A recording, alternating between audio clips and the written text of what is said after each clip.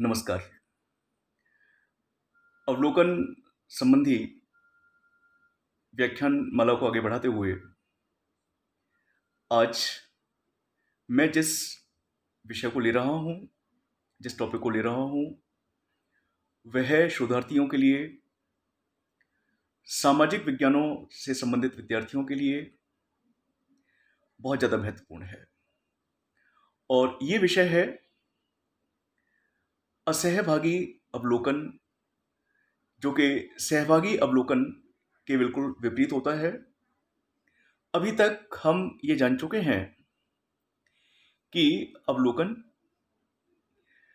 शोध की वैज्ञानिकता को सुनिश्चित करता है, क्योंकि इसके द्वारा, इसको अपनाकर, इसका प्रयोग करके एक अनुसंधानकर्ता स्वयं अपनी आंखों से, अपनी इंद्रियों का प्रयोग करते हुए किसी भी घटना को समझने का प्रयास करता है, उसको देखने का प्रयास करता है, उसको देखता है।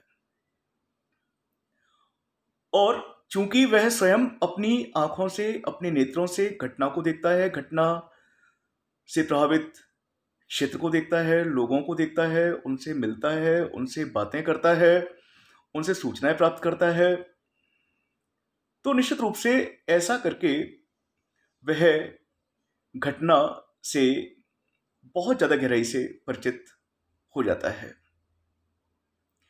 तो अनुसंधान शोध की वैज्ञानिक पद्धति है। यह शोध की, अनुसंधान की वैज्ञानिकता को सुनिश्चित करती है। यह शोध के परिणामों की विश्वसनीयता को सुनिश्चित करती है।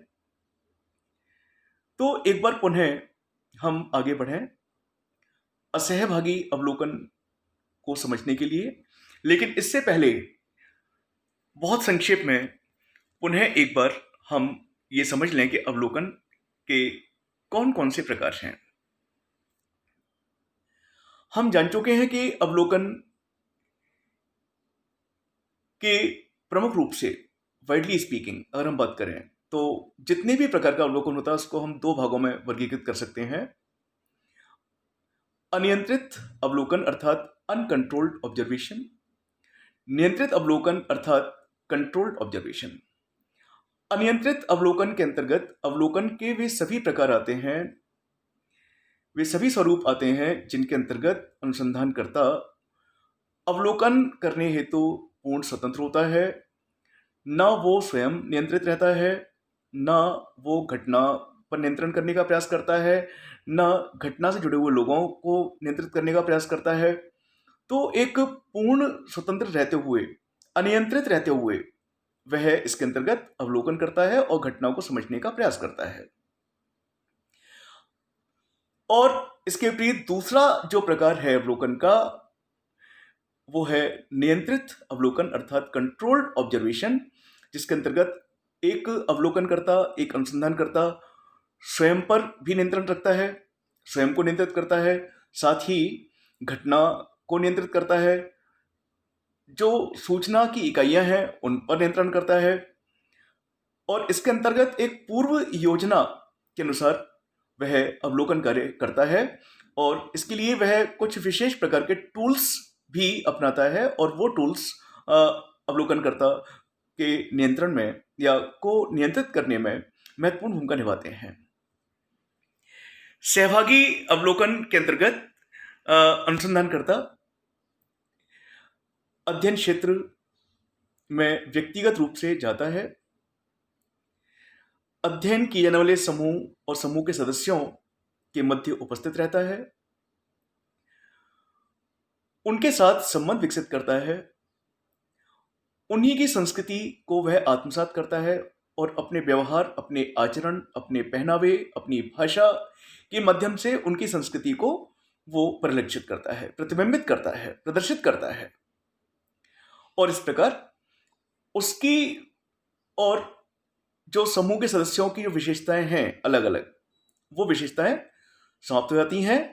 अवलोकनकर्ता की विशेषताएं समूह की जो विशेषताएं हैं उनमें वो समा जाती हैं, और इस प्रकार समूह हावी हो जाता है उसके ऊपर और वो समूह की विशेषताओं को ही वो प्रतिबिंबित करता है। इसके बाद हम आज बात करेंगे असहभागी अवलोकन की, लेकिन इसके अलावा जो और प्रकार हैं वो अर्धसहभागी अवलोकन और सामूहिक अवलोकन भी हैं। असहभागिक अवलोकन, जैसा कि नाम से ही स्पष्ट है, सहभागी अवलोकन का विलोम है, उसके विपरीत है। हम सहभागी अवलोकन के बारे में पहले ही बात कर चुके हैं। अभी भी मैंने आपको बताया कि सहभागी अवलोकन अवलोकन का वह प्रकार है, वह स्वरूप है जिसके अंतर्गत एक अवलोकनकर्ता अर्थात अनुसंधानकर्ता अध्ययन क्षेत्र में स्वयं जाता है, स्वयं उपस्थित रहता है। जिस समूह का वह अध्ययन करता है उस समूह की संस्कृति को अपने व्यवहार और आचरण, भाषा, अपने पहनावे से उसको प्रदर्शित करता है। वह इस प्रकार समूह में रहता है कि समूह के सदस्य भी उसे अपना मान लेते हैं। रही बात इस बात की कि उसे अपना परिचय समूह को देना चाहिए अथवा नहीं देना चाहिए, क्या उसे अपनी पहचान, अपने उद्देश्यों के बारे में उस समूह के सदस्यों को बताना चाहिए या नहीं बताना चाहिए जिसका उसे अध्ययन करना है, इस बारे में समाजशास्त्रियों में, विचारकों में मतभेद है। जहां अमेरिकन समाजशास्त्री ये मानते हैं कि यदि घटना का वास्तविक अवलोकन करना है तो उसके लिए एक अवलोकनकर्ता को, अनुसंधानकर्ता को अपनी पहचान समूह के सदस्यों को नहीं बतानी चाहिए, क्योंकि यदि वह अपनी वास्तविक पहचान बता देगा कि वो अवलोकन करता है, अवलोकन करने के लिए आया है, एक घटना का अध्ययन कर रहा है, घटना के क्या क्या प्रभाव हैं इसका अध्ययन कर रहा है, तो ऐसी स्थिति में यह संभावना रहती है कि समूह के जो सदस्य हैं उनके व्यवहार में, उनके स्वाभाविक व्यवहार में परिवर्तन हो सकता है। वे अवलोकनकर्ता के साथ में केवल और केवल औपचारिक संबंध बना सकते हैं और जब औपचारिकता रहेंगी तो उस स्थिति में हो सकता है कि अवलोकनकर्ता को उनके बारे में या घटना के बारे में वो बातें ना पता लग पाए जिन बातों को जानने के लिए वो उनके बीच में आया है। ऐसा मानना है अमेरिकन समाजशास्त्रियों का, अमेरिकन विचारकों का। इसके विपरीत भारतीय जो समाजशास्त्री हैं, विचारक हैं, उनका मत बिल्कुल विपरीत है। उनका ये मानना है कि अवलोकनकर्ता को, अनुसंधानकर्ता को अपनी पहचान उस समूह को, उस समूह के सदस्यों को निश्चित रूप से बतानी चाहिए, क्योंकि यदि वो पहचान नहीं बताएगा और वो उनका अवलोकन करेगा तो निश्चित रूप से उसके बारे में उनको संदेह होने लगेगा कि ये कोई जासूस है, ये पता नहीं क्यों हमारे बीच में है। और जब संदेह होगा तो फिर वो उसे डरेंगे, वो उसके साथ मिक्सअप होने में, उसके साथ अंतःक्रिया करने में वो संकोच करेंगे और फिर वो उससे दूरियां बनाएंगे। और दूरियां बनाएंगे तो फिर अनुसंधानकर्ता का वो उद्देश्य पूरा नहीं हो पाएगा जिस उद्देश्य के साथ में वो उनसे जुड़ा है। ये सहभागी अवलोकन के बारे में था। अब हम इसके विपरीत असहभागी अवलोकन के बारे में बात करेंगे। जैसा कि मैंने आपको बताया कि असहभागी अवलोकन सहभागी अवलोकन के विपरीत अवलोकन का एक प्रकार है जिसमें अवलोकन करता ग्रुप में, समूह में सक्रिय सहभागिता नहीं करता या सहभागिता नहीं करता। असहभागी अवलोकन में अवलोकनकर्ता समुदाय का ना तो अस्था सदान्य बनता है और ना उनकी क्रियाओं में भागीदार होता है, ना तो उनके बीच रहता है, ना उनकी क्रियाओं में भागीदार होता है। अर्थात वो समूह से दूर, समूह के आसपास ऐसी जगह अपने आप को स्थापित करता है जहां से वो समूह की क्रियाओं को देख सके। प्रत्यक्ष रूप से वो उनके साथ नहीं जुड़ता, इससे ही निरीक्षण कर वह उसकी गहराई में जाने का प्रयत्न करता है। जैसे उदाहरण के लिए, यदि एक अनुसंधानकर्ता किसी कॉलेज के बारे में जानना चाहता है कि कॉलेज में छात्रों की उपस्थिति कितनी है, क्या छात्र नियमित रूप से आते हैं, क्या कक्षाएं नियमित रूप से चलती हैं, और यदि वो अनुसंधानकर्ता असहभागी अवलोकन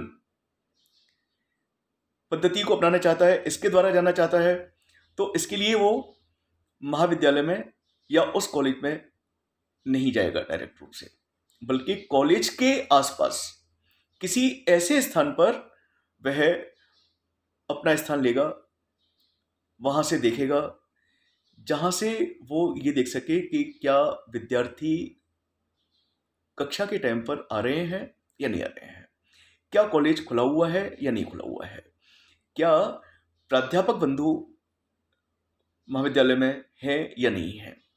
तो वो कॉलेज से ना तो वो कॉलेज में जाएगा, ना वो किसी प्रोफेसर से बात करेगा, ना स्टूडेंट से बात करेगा, लेकिन केवल किसी ऐसे स्थान पर बैठ करके जहां से इस कॉलेज का दृश्य पूरा दिखाई पड़ सके, वो वहां बैठे बैठे ही वो घटना के बारे में निष्कर्ष निकाल लेता है, उसका अध्ययन कर लेता है और इस प्रकार उस घटना को समझने का प्रयास करता है।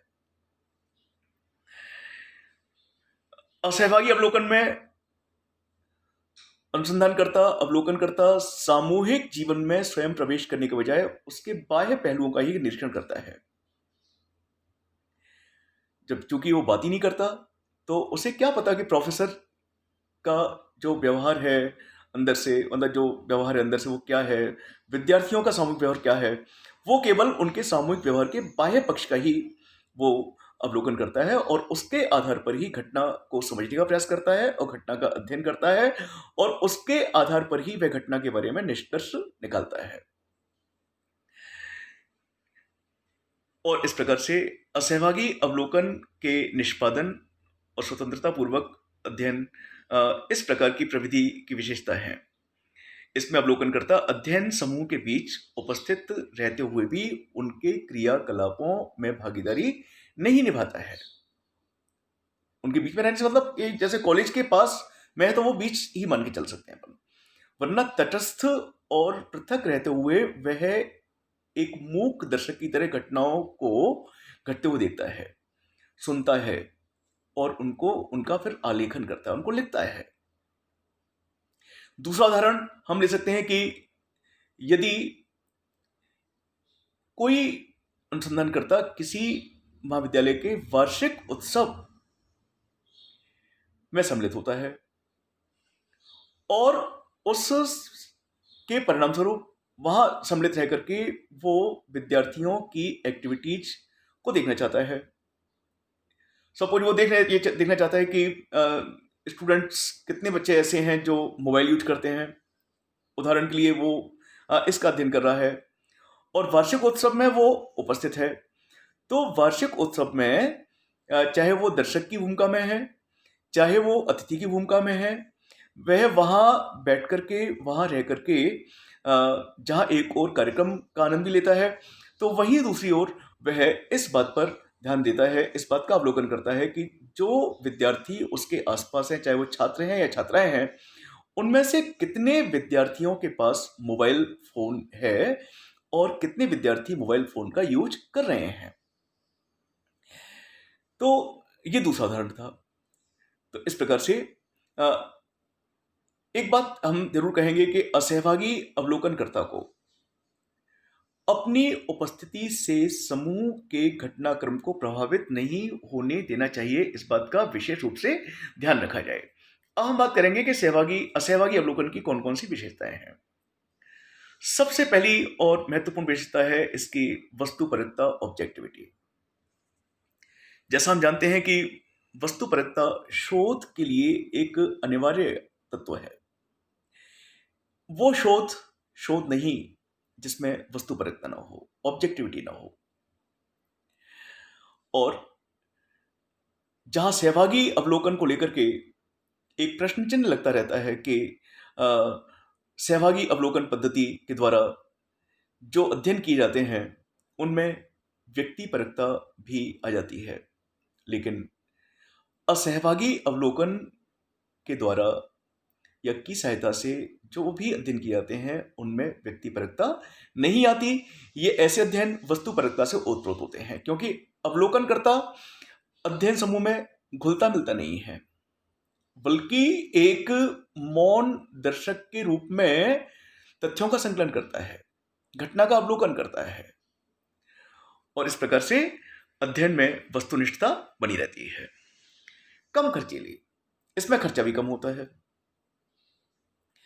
सहभागी अवलोकन में हम जानते हैं कि अवलोकनकर्ता को व्यक्तिगत संपर्क स्थापित करना पड़ता है, समूह में जाके रहना पड़ता है, और इसके परिणामस्वरूप उस पर एक अतिरिक्त खर्च पड़ता है। जबकि असहभागी अवलोकन में ऐसा नहीं होता। इसमें समय भी कम लगता है और धन भी कम खर्च होता है, और साथ ही भूमिका सामंजस्य, जैसे कि उसमें भूमिका संघर्ष रहता है सहभागी अवलोकन में। वो अवलोकनकर्ता भी है, वो समूह का सदस्य भी है, जबकि यहां कोई भी भूमिका संघर्ष नहीं है। वो केवल एक अवलोकन करता है, उसे अवलोकन करना है, और इस प्रकार से भूमिका सामंजस्य से वो मुक्त रह करके घटना का अवलोकन करता है। इसके बाद विश्वसनीयता, जब वस्तुपरकता है तो विश्वसनीयता है। वस्तुपरकता और विश्वसनीयता साथ साथ चलती हैं। तो चूंकि अध्ययन किए जाने वाले समूह के लिए, सदस्यों के लिए अवलोकनकर्ता एक अपरिचित व्यक्ति होता है, और इसलिए अध्ययन समूह के सदस्य बिना हिचकिचाए स्वाभाविक रूप से व्यवहार करते हैं, क्योंकि वो अपनी उपस्थिति से या अपने बातों से, अपने व्यवहार से किसी को डिस्टर्ब नहीं करता। तो जब वो डिस्टर्ब नहीं करता तो समूह के सदस्य अपने व्यवहार को स्वाभाविक रूप से वो करते रहते हैं, और इस प्रकार से तथ्यों की विश्वसनीयता बनी रहती है। इसके दोष भी हैं। हर चीज केवल गुणों से भरपूर नहीं है। जहां गुण है तो उसके विपरीत दोष भी होते हैं। तो यही बात असहभागी अवलोकन पर भी लागू होती है। इसका जो पहला दोष है वो ये कि पूर्ण असहभागिता संभव नहीं हो पाती है। जैसे हम जानते हैं कि असहभागी अवलोकन के अंतर्गत अवलोकनकर्ता प्रत्यक्ष या अप्रत्यक्ष रूप से कहीं ना कहीं घटनाओं से प्रभावित हो सकता है। तो जहां हम ये बात करते हैं कि बिल्कुल सहभागिता नहीं होनी चाहिए, तो पूर्ण असहभागिता संभव नहीं है। यदि अध्ययन समूह के सदस्यों को अवलोकनकर्ता पर संदेह हो जाने की दशा में उनके व्यवहार में कृत्रिमता आ सकती है। यदि अध्ययन किए जाने वाले समूह के सदस्यों की दृष्टि दूर बैठे हुए एक व्यक्ति पर पड़ जाती है, उस व्यक्ति पर जो उनको देख रहा है, उनकी हर क्रियाकलाप पर निगाह रखे हुए है, अगर कोई गंभीरता से इस बात को ले ले तो हो सकता है कि वो उस व्यक्ति को गलत समझ सकते हैं, चोर समझ सकते हैं, जासूस समझ सकते हैं कि ये व्यक्ति आखिर कौन है, क्यों बैठा है, क्यों लगातार हमको देख रहा है, क्यों यहाँ डेली आकर पास में बैठता है। तो इस प्रकार से संदेह अगर है तो निश्चित रूप से जो समूह के सदस्य हैं उनका जो स्वाभाविक व्यवहार है उसमें कृत्रिमता आ सकती है। अवलोकनकर्ता घटनाओं को केवल अपने दृष्टिकोण से ही देखता है, जिससे मौलिकता संदेहपूर्ण हो सकती है। भाई इसमें केवल उसका दृष्टिकोण शामिल है, उसका दृष्टिकोण क्या कह रहा है, इस तरह से वो घटना को देखता है। तो इस तरह से मौलिकता के समाप्त होने की या मौलिकता के कम होने की संभावना रहती है।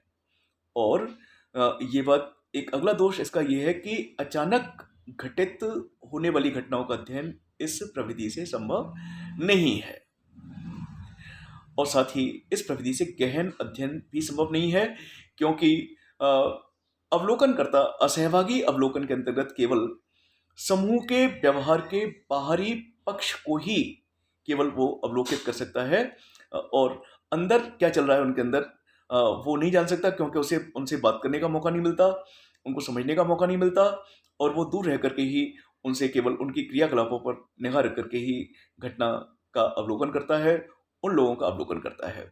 तो इस प्रकार से ये जो व्याख्यान है